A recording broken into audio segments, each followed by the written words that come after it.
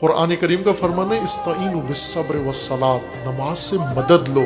بعض لوگ ہیں نا، ہمارا کوئی مددگار نہیں ہے، کوئی مدد ہی نہیں کرتا ہماری، وہ یہ واقعا ناکارہ ترین لوگ ہیں، کیونکہ ان کی مددگار نماز ہے۔ نماز سے مدد لو، نہ کہ نماز پڑھ کے پھر ٹوپی اٹھا کے شروع کر دو مدد مانگنا۔ ایک مدد نماز کی یہ ہے نا کہ نماز ہوتی ہے، پھر اس کے بعد انجمن والے ٹوپی گھماتے ہیں جمعے میں یا جماعت میں کہ مسجد کی تعمیر کے لیے اس میں پیسہ ڈال دیں۔ یہ نہیں ہے، خود نماز پڑھو۔ نماز ہی استمداد ہے اللہ سے، استعانت ہے خداوند تبارک و تعالیٰ سے۔ نماز میں کیا استعانت ہے؟ یعنی نماز میں حاضری کا مطلب یہ ہے کہ پروردگار میں عبد ہوں۔ عبد کس کو کہتے ہیں؟ جس کا کچھ بھی نہیں ہے، تو مالک ہے۔ یہ خود تواضع ہی استمداد ہے، یہ خضوع استمداد ہے۔ اور جب مدد مانگنے والا اپنی حالت ہی پیش کرتا ہے، مدد کرنے والا بصیر، سمیع و بصیر ہے، کیا اللہ کی ذات کو نہیں معلوم کہ یہ اپنی تواضع آ کر پیش کر رہا ہے؟ مدد مانگو، اس نماز سے مدد لو۔ ابن سینا معروف فیلسوف نابغہ روزگار، ان کا یہ اپنی کتاب کے اندر لکھا ہے انہوں نے کہ مجھے اپنی زندگی میں جو بھی مشکل پیش آئی میں نے نماز کے ذریعے سے حل کی۔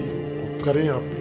اور یہ عرض کیا نا پہلے بھی، جیسے مشاہدہ بھی ہے، تجربہ بھی ہے، نماز مددگار ہے۔ سب سے عظیم ذریعہ نماز ہے۔ اپنی قلبی بیماریوں کا علاج نماز سے کریں، اپنی زندگی کی مشکلات کا حل نماز سے نکالیں، اپنی روزمرہ مشکلات کا حل نماز سے، علمی مشکلات نماز سے حل کریں۔ آپ نماز قائم کریں کہ خداوند تبارک تعالیٰ آپ کو فہم و بصیرت عطا کرے۔ علامہ طباطبائی رضوان اللہ تعالیٰ علیہ، یہ شہیر علامہ جنہوں نے تفسیر المیزان لکھی ہے، یہ اپنے حالات زندگی میں لکھتے ہیں کہ جب میں مبتدی طالب علم تھا، پہلی کلاس کا، مجھے کچھ بھی سمجھ میں نہیں آتا تھا، کچھ بھی پلے نہیں پڑتا تھا۔ میرے ساتھ بیٹھے ہوئے طالب علموں کو وہ ساری کتابیں صرف و نحو سمجھ میں آتی تھی، میرے اوپر سے گزر جاتا تھا، سب کچھ بھی پلے نہیں پڑتا تھا۔ ایک دن حرم امیر المومنین میں جا کر استغاثہ کیا، نماز پڑھی، اور پھر اس کے بعد اللہ نے مشکل حل کی۔ پھر آپ دیکھیں کہاں خدا نے پہنچا دی۔